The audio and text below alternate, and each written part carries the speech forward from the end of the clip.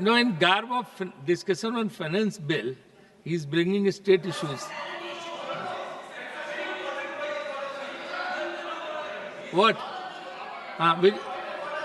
John, what is your point of order?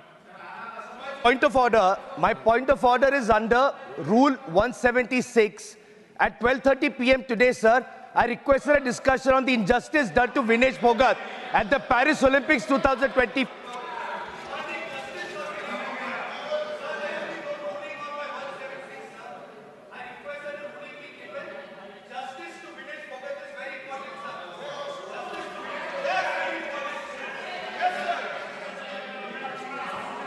No. On Vinesh Phogat, justice to Vinesh Phogat, sir. Please allow the 176 discussion, sir. That cannot be allowed because give an explanatory note here. Then only. I've given an explanatory note with my notice, sir. So chairman I've given it. Yes, sir. I've submitted it. Chairman will decide on it. Thank you, sir. The discussion is going on about the finance bill. Let it be.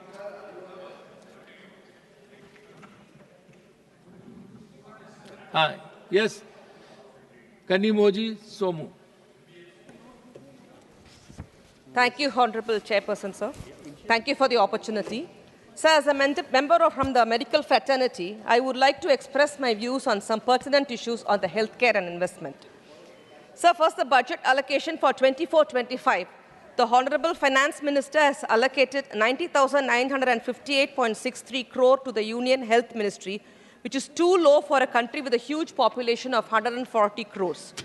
A paltry amount of rupees 3,301 crores to the Health Research Department, sir. The Indian Council for Medical Research, ICMR, is the premier research institute, conducting researches on various issues pertaining to diseases. But what will the scientific officers in ICMR and its research wings do with a meager allocation, sir? Sir, rupees 7,300 has been allocated to the Pradhan Mantri Jan Arogya Yojana. This is too low for the health insurance scheme to meet the sustainable development goals and its underlying commitment, which is to say, leave no one behind. But in reality, it actually leaves most of them. So the union government is laying 18% GST on the premiums of the health insurance, which is unjustifiable. The union government collects around 20,000 crores every year from levying 18% GST on the health insurance. This cannot be called as leave no one behind, sir. Sir, in providing medical insurance, there is a huge problem. The big difference between the cost of surgeries between the government hospitals and the empaneled private hospitals. The union government should form cost evaluation committee to fix the optimum cost of surgeries and the maximum entitled amount that the insurance companies provide to empaneled hospitals for performing surgeries to insured patients. Otherwise, the insurance companies reject the amount claimed by the hospital, sir. Sir, on GST, I would like to urge the union government to withdraw GST on medical insurance and all the life-saving medicines and OTs and laboratory equipment, sir. Sir, as a doctor, I can only say it will be an uphill task for the private-run hospitals to survive due to wrong policies and taxation by the union government. The operating, managing a hospital equipped with full-fledged medical equipments, scans, operation theatre, laboratory equipment, ICU ward, 20 to 25 beds with 10 to 12 doctors, 40 nurses, and a paramedical staff, for an example, with admin and hospital management and team and the rent for the building and security services. It is not an easy job. On all these services, GST is levied at the rate of 18 to 25%. As a medical fraternity, we are not able to get the refund because services rendered by the hospital and the doctors are classified under exempt services, which debar the doctors and hospital to claim the GST paid and get refund. Sir, I urge the union government to bring hospital services also in part to the export of services and goods who have GST 0% on the goods and services, avail input tax and claim refund.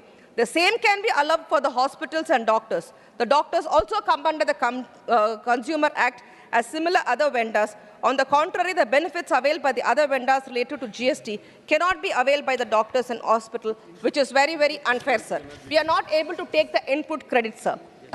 Sir, since the medical services provided by us attract zero GST, there is no way the GST paid on the hospital equipment can be recovered, considering the high maintenance expenditure incurred for making things more worse.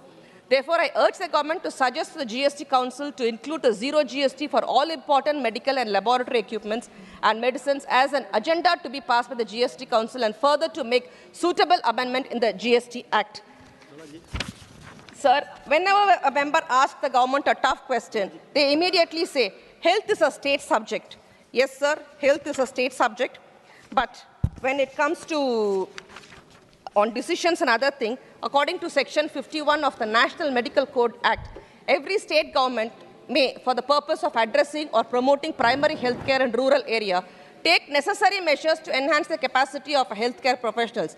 But the union government, through the introduction of NEET, has taken a detrimental step to disturb the availability of the adequate specialist doctors to serve in the PHCs located in the remote and areas of the state. This is a breach of its own law by the union government, sir. Sir, the government of Tamil Nadu, under the dynamic leadership of Honorable Chief Minister Thalapathy MK Stalin, is implicating many innovative, inclusive special initiatives, such as the Chief Minister's Comprehensive Health Scheme and the Innuyur Kapam Dittom, which can also be implemented in the central government, sir. I take this opportunity to take care of the GST levied on the medical fraternity to be passed in the GST Council. Thank you, sir. Thank you, Honorable Swamuji. Now, Mr. Sanjay Singh.